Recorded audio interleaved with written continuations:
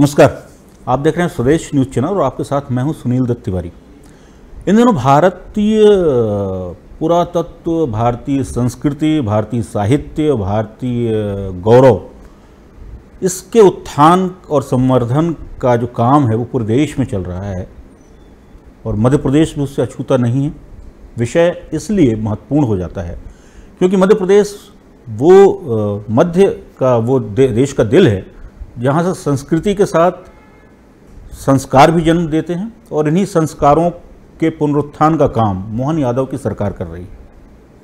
और इस महत्वपूर्ण काम की कड़ी में एक और नया जो विमर्श है, एक जो नया प्रकल्प है, वो वीर भारत के नाम से शुरू हो रहा है मध्य प्रदेश में। और हम आपको ये बता दें कि मध्य प्रदेश के जो तमाम महापुरुष हैं जिनके बारे में हम कभी पढ़ा करते हैं, जिनके बारे में लोकोक्तियाँ सुना करते हैं, जिनकी गौरव गाथाएँ सुना करते हैं, उन सभी को लेकर एक बहुत बड़ा एक म्यूज़ियम या यूँ कहें कि एक जीवंत शैली का एक मंदिर बनने की शुरुआत हो रही है और वो उज्जैन से, महाकाल की नगरी से।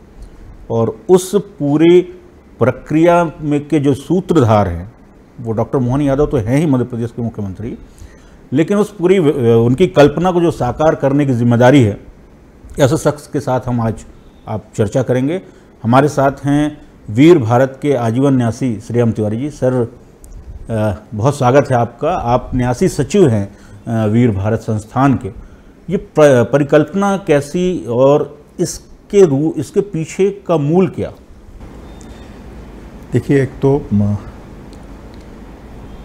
वीर भारत या भारत के पराक्रम और शौर्य ये राष्ट्र का ही स्वप्न है। और स्वाधीनता संघर्ष के ज़माने में हमारे जो क्रांतिकारी रहे हैं, आज़ादी के रणबांकुरे रहे हैं, उन्होंने ही भारत के गौरव का, शौर्य का, पराक्रम का स्वप्न देखा और जिसको उन्होंने आज़ादी के रूप में साकार करके दिखाया। बाद में मध्य प्रदेश में लगभग आज से 2010 में विक्रमादित्य चौथपीठ की स्थापना हुई। उस वक्त भी जो विचार था राज्य का, मुख्यमंत्री जो उस वक्त तत्कालीन समय में उज्जैन विकास प्राधिकरण के अध्यक्ष हुआ करते थे और माननीय मुख्यमंत्री उस वक्त शिवराज सिंह चौहान हुआ करते थे, तो ये विचार बना कि विक्रमादित्य, उनका युग और भारत उत्कर्ष, इसको लेकर हम लोग काम करें। तो शोधपीठ ने उसका काम किया और जाहिर है कि वो पिछले 3 वर्षों में उस काम में गति आई और हमने उसका विषय विस्तार भी किया। तभी माननीय मुख्यमंत्री जी के संज्ञान में आया कि 2012 में वीर भारत न्यास की स्थापना हुई थी और उसको ये सब गतिविधियां करना थी।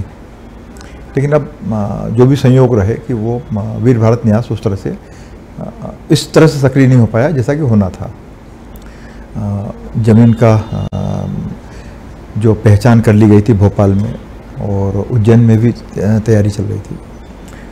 तो फिर ये विचार बना कि चूँकि अब उज्जैन जो है भारतीय ज्ञान परंपरा और कालगणना और सबके हिसाब से एक तरह से वो मुफीद स्थान है, क्योंकि जब हम भारत की पारंपरिक रचना की जब बात करते हैं तो उज्जैन है, बनारस है, इलाहाबाद है, प्रयागराज है, मथुरा है, तो ये सब सहज रूप से विचार में आते हैं।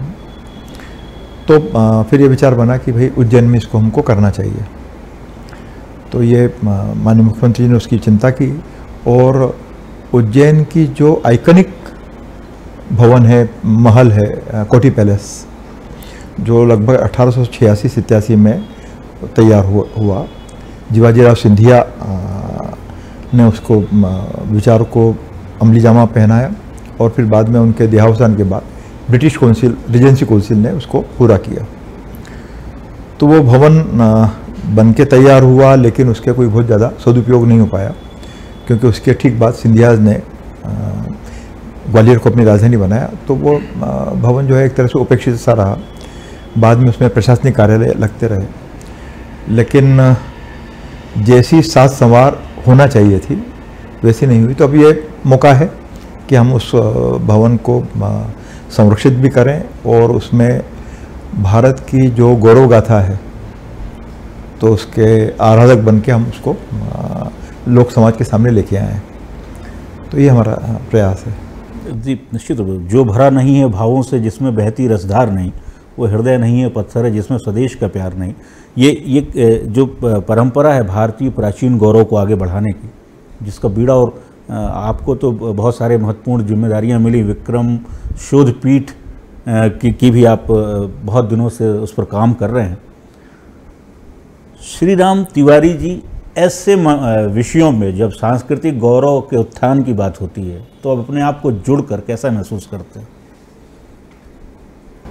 देखिए, एक तरह से संस्कृति और आध्यात्मिक जो संसार है वो एक तरह के मेरे लिए प्राणवायु की तरह है।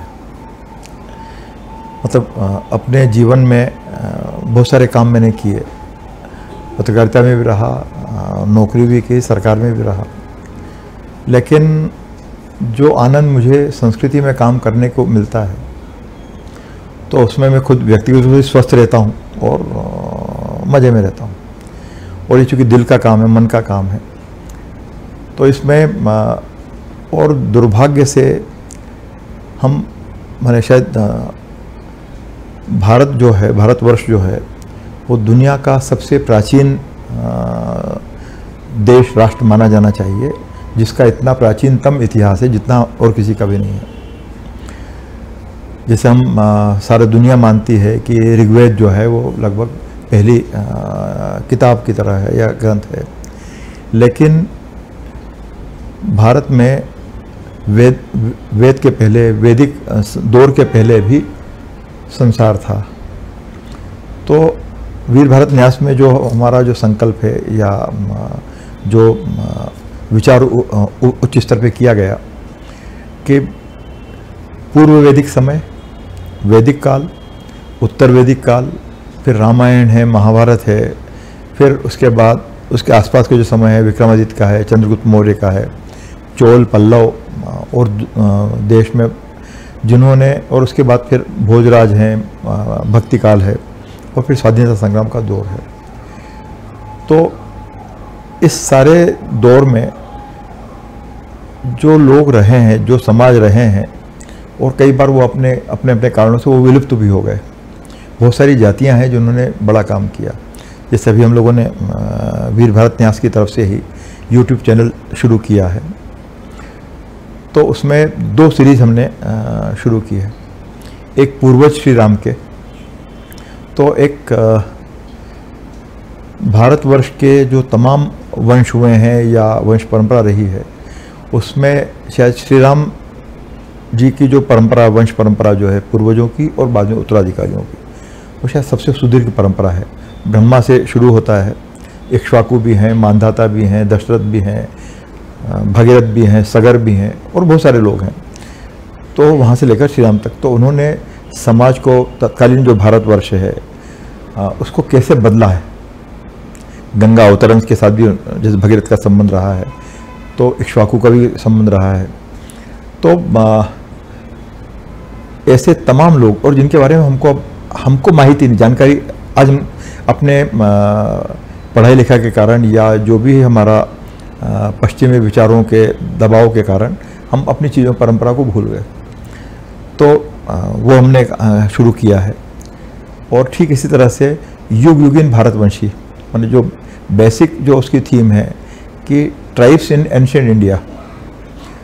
तो आज हमने जनजातीय समाज को हमने मान लिया है कि जो जंगलों में रहते रहे हैं या एक खास तरह को हम जनजाति के रूप में पहचानते हैं, लेकिन जो वास्तविक अर्थों में जनजातियाँ वो जो एक समुदाय के रूप में अपना जीवन निर्वाह करते रहे और अपने अपने तरह से उसको काम करते रहे। तो आज की तारीख में हम जब बात करें, जैसे रामायण महाभारत की जब हम बात करते हैं, तो उसमें कंबोज है, गांधार है, तमाम सारे लिच्छवी हैं, शाक्य हैं, कई तरह की परंपराओं के हमको मल्ल है, मालव है, बहुत सारे लोगों को जानकारी मिलती है। लेकिन हमको लगता है कि पता नहीं वो लोग कौन थे। और जो जातिगत विभाजन हुआ उसमें हमने बहुत दूर तक गड्ढे में चले गए हम। तो हमारी कोशिश है कि वीर भारत के माध्यम से जो भारतीय समाज की जो एकता रही है उसको भी हम फिर से उसका पुनरुदय कर पाएँ या फिर से सुपरिचित करा पाएँ। तो एक सीरीज़ हमने युग युगीन भारतवंशी के नाम से शुरू की है। कुछ और काम भी हम लोग करने जा रहे हैं, जैसे जल्द ही दशावतार को लेकर, क्योंकि जो मान लिया गया है कि अब विष्णु जी के अवतार हैं, सब ठीक बात है, लेकिन दशावतार का संबंध जो है मूलतः पृथ्वी के या समाज के सृजन और विसर्जन से है। तो कच्छप अवतार भी है, मत्स्य अवतार भी है, वराह अवतार भी है, और इसके साथ साथ परशुराम अवतार भी हैं, राम जी का अवतार है, कृष्ण का अवतार है, बलराम का अवतार है, और जैसे हम सुनते हैं कि कल की अवतार कुछ आने वाला कलयुग के, तो कलयुग के विसर्जन के साथ उनका अभ्युदय होगा, ऐसा हम मानते हैं। लेकिन ये जो सारे जो युग पुरुष हुए हैं, तो इनका जो योगदान है अपने समाज को बदलने का, उसको हम सीरीज़ के रूप में सामने लेके आना चाहते हैं। तो वो है, या भगवान श्री राम का जो, बाकी तो ठीक है कि भगवान है वो, और उनका जो समाज पर जो उपकार है वो हम कभी भी नहीं भूल सकते। लेकिन हमारी कोशिश है कि जो उनका जो वनवास का समय है, तो ऐसा क्या कारण था कि उनको, ठीक है कि उनके पिताजी का वचन था अपनी माँ के साथ, तो उसको निर्वाह करने के लिए वो निकल गए, लेकिन क्या इतना ही है, या ऐसी क्या ज़रूरत थी कि राम जी, सीता जी और लक्ष्मण जी जो हैं वो अयोध्या से चल के, भाई उसमें ऐसा कहीं वचन में नहीं था कि आप वनवास तो रहेंगे, लेकिन ऐसा नहीं कि आप 1000 किलोमीटर दूर जाके रहेंगे। तो वो अयोध्या के आसपास के किसी जंगल में भी अपना निवास करके 14 साल गुजार सकते थे। लेकिन ऐसा क्या हुआ और क्या योजना रही होगी भगवान श्री राम की कि उन्होंने पूरे भारतवर्ष को पैदल यात्रा भी की, और जो पिछड़ा समाज है, वनवासी समाज है, उसके उद्धार के लिए उनने जो काम किया है वो आज भी वरेण्य है ना। तो एक सीरीज हम लोग प्लान की हुई है वनवासी राम के रूप में, तो वो भी कुछ आना है कि जिसमें वो जैसे तमाम जो आश्रम उस वक्त रहे हैं, शरभंग आश्रम है, तो भरद्वाज आश्रम है, अगस्त ऋषि का आश्रम है, और भी चीज़ें, और शबरी के यहाँ वो गए हैं। तो हमने तभी उसका एक तरह से मान लिया कि नुस्खे की तरह के साथ वो शबरी के यहाँ गए, उनके झूठे बेर खाए, वो तो ठीक है, लेकिन क्या केवल इतना ही था? तो हमारी कोशिश है कि वो शोध के साथ हम जो वास्तविक कारण है और उसके समाज में क्या लाभ हुए हैं, तो उसको लेकर हम सामने आए। तो कोशिश है। सर, एक प्रश्न तो पूछा जाएगा ना कि जब दुनिया आर्टिफिशियल इंटेलिजेंस की तरफ बढ़ रही है, एआई की तरफ बड़ी तेज़ी से विकास हो रहा है, संचार का बहुत तेज़ी से, तो हम इतने पैसे क्यों अपने परंपराओं की और इन चीज़ों पे, ये प्रश्न तो पूछा जाएगा, क्यों कर रहे हैं? बिल्कुल बिल्कुल, आपने सही पूछा और अच्छी बात है। मज़े की बात यह है कि दुनिया जो है आपकी ज्ञान परंपरा से बहुत कुछ बारो कर रही, ले रही है।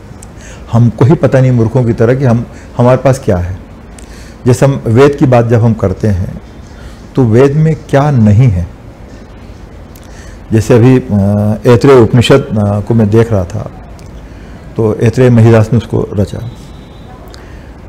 ऐत्रेय उपनिषद में कॉस्मोलॉजी को लेकर, एस्ट्रोनॉमी को लेकर, केमिस्ट्री को लेकर, साइंस के जितने नए नए रूप हैं उसके बारे में सब में विचार किया हुआ है, पर हमको पता नहीं है। जैसे हम ऋषि भारद्वाज की हम बात करते हैं, तो ऋषि भारद्वाज, बाकी तो ऋषि हैं, सब ठीक है कि वो आश्रम में रहे, लेकिन वैमानिकी शास्त्र रचने के लिए भी वो जाने जाते हैं। वेदों के वो सुक्त सृष्टा ऋषि भी रहे हैं, दृष्टा ऋषि रहे हैं। अब उनका जो किया हुआ काम है उसको नासा उसको एग्जामिन कर रहा है और उसको सर्टिफाई कर रहा है। मज़े की बात यह है कि ऋषि भारद्वाज ने जो वैमानिकी शास्त्र को लेकर जो रचा और उपलब्ध भी है, तो वो उन्होंने ऐसे विमान का भी वर्णन किया है जिसमें 2 उड़ते हुए हवाई जहाज से आप जो पैसेंजर हैं, यात्री, एक दूसरे हवाई जहाज से ट्रांसमिट हो सकते हैं। यह टेक्नोलॉजी अभी तक मेरी जानकारी में तो नहीं कि अभी आपकी एआई टेक्नोलॉजी उसमें आ गई हो। या जैसे मज़े की बात है कि जैसे चित्रगुप्त महाराज के बारे में हम बात करते हैं, तो चित्रगुप्त महाराज मतलब वो शख्स हैं, हमने उनको देवता मान के हमने कहा कि भैया भगवान है, हमको अब कुछ पता नहीं, लेकिन उनके पास सृष्टि का सारा डाटा अवेलेबल है ना। माने इस पीढ़ी का भी है, पीढ़ी गुजर गई है, और उसके 100 साल पहले और 500 साल पहले, और न केवल मनुष्यों का है बल्कि पशुओं का भी है, वनस्पति का भी है, सबका 84 लाख यूनियन जिसको हम कहते हैं सबका है। तो ऐसा उनके पास क्या टेक्नोलॉजी रही, AI है या CI है, जो भी हम नाम दें उसका, वो क्या रहा होगा, उनके पास कौन सा कंप्यूटर रहा होगा जिसके कारण सारी जानकारी है वो एक झटके में सामने आ जाती है। तो सिर्फ यह कि इन चीज़ों को पहचानने की ज़रूरत है, या जैसे हमने कालगणना के जो विषय जो अभी बीच में माननीय प्रधानमंत्री जी ने वैदिक घड़ी का लोकार्पण किया, तो वो घड़ी भी कहते हैं हैक हो गई थी। नहीं, घड़ी हैक नहीं हुई, घड़ी की जो प्रोसेस है ना घड़ी हैक नहीं हुई जी। घड़ी तो पूर्णतः सुरक्षित है, उस दिन भी सुरक्षित थी, कल भी थी और आज भी है, और अभी भी आप कोई भी देख सकता है, क्योंकि वो जो टेक्नोलॉजी है तो हमने उसको लोकल सर्वर के साथ उसको जोड़ रखा था, तो उस पर कोई वो नहीं था।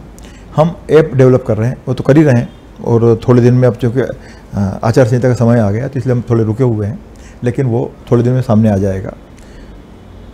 तो जो वैदिक समय का जो विषय है वो न केवल भारतीय भाषाओं में बल्कि विश्व की जो तमाम प्रतिष्ठित भाषाएं हैं उसमें भी वो आप जानकारी मिल पाएगी।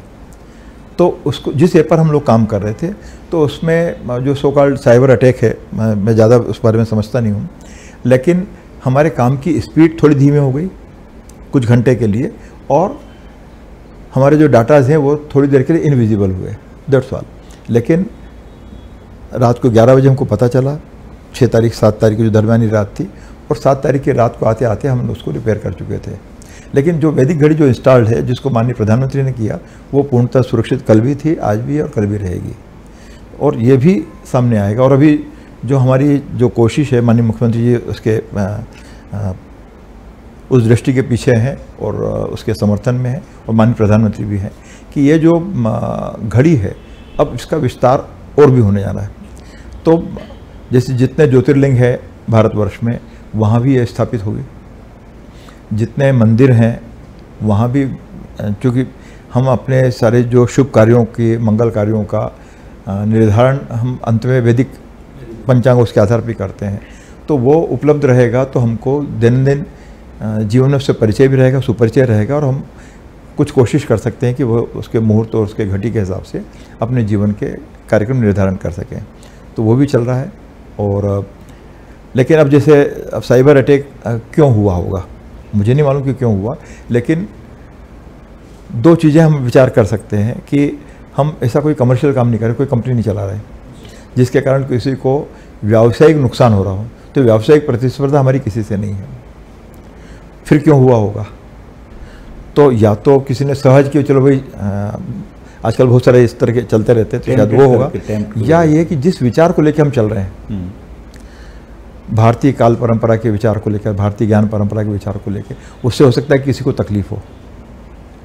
तो मुझे मालूम नहीं है कि ऐसा हुआ होगा, लेकिन जो 1000 आशंकाएं हो सकती है उसमें से एक आशंका ये भी हो सकती है। लेकिन जो हमारे ही भाई बंधु हैं जो वैज्ञानिक का काम कर रहे हैं, इलेक्ट्रिक में काम कर रहे हैं, डिजिटल में काम कर रहे हैं, तो उन्हीं के समर्थन से, वो सब भारतीय लोग ही हैं, तो उनके तरफ हम खड़े हैं और मज़े में खड़े हुए। तो समय की रफ्तार बढ़ती जा रही है, मगर ऐसा इतना विषय है, हरि कथा अनंता, कहें सुनाई बहुविधि हरि सब संता। तो जैसा आप वीर भारत न्यास के बारे में या उस पर प्रकल्प के बारे में बता रहे थे, उस पर एक प्रश्न और अंतिम में पूछना चाहूँगा। 2028 में सिंहस्थ का आयोजन है उज्जैन में, क्या उसके पहले ये प्रकल्प शुरू हो जाएगा? निश्चित रूप से। देखिए, समय हमारे हाथ में नहीं है, कल क्या घटेगा हमको नहीं मालूम। कल हो सकता है कि मैं आपसे बात करने के लिए भी उपलब्ध ना रहूं, है ना, कि ऊपर वाले को बुला हुआ आया तो नमस्ते। लेकिन जो मुख्यमंत्री के निर्देश हैं और जो संकल्प है कि हमको सिंहस्थ के पहले, तो 2028 में तो सिंहस्थ होना है, हम 2027 में उसको खड़ा करके रखेंगे। और चूँकि